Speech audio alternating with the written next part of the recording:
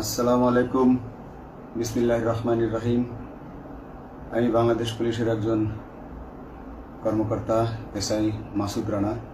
আমি আজকে আর কাউকে ভয় পাই না। আমি আজকে বিশ্বাস করি যে আজকে আমাকে এই সত্য বলার জন্য কেউ গুম করে দিতে পারবে না, এই সত্য বলার জন্য কেউ আমাকে অ্যারেস্ট করবে না। সেই কারণে আমি বুকে সাহস নিয়ে আজকে কথাগুলো বলছি। আপনারা যারা বিএনপি নেতা ইলিয়াস আলীর অপেক্ষায় আছেন, তাদের জন্য দুঃখজনক সংবাদ। তাকে অনেক আগেই হত্যা করা হয়েছে।